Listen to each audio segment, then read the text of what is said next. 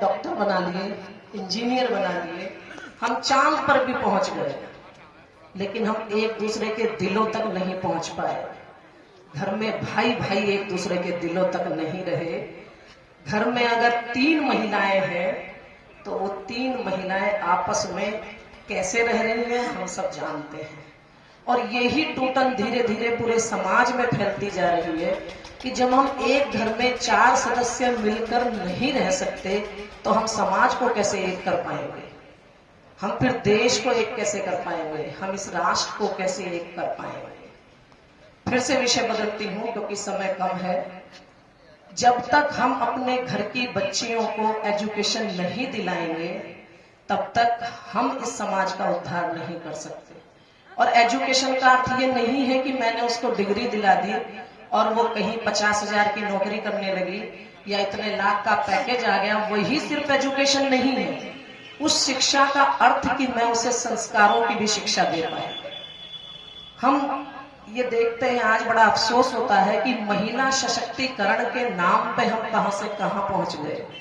Western culture का दुरुपयोग हमने इतना बढ़िया कर दिया नकल करते करते, जबकि मुझे ऐसा लगता है कि भारतीय महिला को तो सशक्तिकरण की आवश्यकता ही नहीं थी, वो तो पहले से ही बहुत सशक्त थी।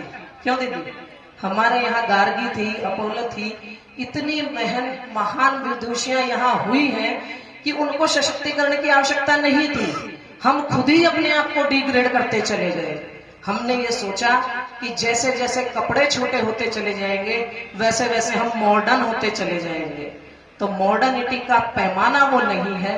तो आप सब माताओं से ये अनुरोध है मेरा हाथ जोड़कर कि अपने घर की बच्चियों को उस मॉडर्निटी से बचाइए, उस चीज से बचाइए जो उनको विनाश की तरफ ले जा रही है। पढ़ाई लिखाई का अर्थ ये नहीं है कि हम अपने संस्कार भूल जाएं। वो संस्कारों की शिक्षा जो बच्चे को देनी थी। अब आजकल होता क्या है कि जैसे ही बच्चा 10वीं पास करता है तो अधिकतर माँ बाप पहले से सोचे होते हैं कि इसे हमें नीट कराना है या जेई मेंस की तैयारी करानी है। तो हम उस बच्चे को ये सब की तो तैयारी करा रहे हैं, लेकिन क्या हम अपने बच्चों को ये भी शिक्षा दे रहे हैं कि आगे चल के जीवन में जीना कैसे है, रहना कैसे है, मानव का मानव से क्या संबंध है, और ये प्रकृति जो हमें सब कुछ दे रही है इसके साथ मुझे कैसे जीना है। क्या हम अपनी लड़कियों को ये सिखा पा रहे हैं कि समाज में कैसे चलना है, अगर तुम्हें शादी करके दूसरे घर जाना है तो वहां रहना कैसे है। तो बहुत सारी बातें ना कह के 2-4 बात कह के अपनी वाणी को विराम देती हूँ कि अगर हमें अपने समाज को बचाना है, राष्ट्र को बचाना है, तो इन 9 निहालों को बचाना पड़ेगा जो यहाँ बैठे हैं। और इनको बचाने के लिए जो शिक्षा आप स्कूल में दिला रहे हैं उसके साथ साथ आपको घर पर भी शिक्षा देनी पड़ेगी संस्कारों की।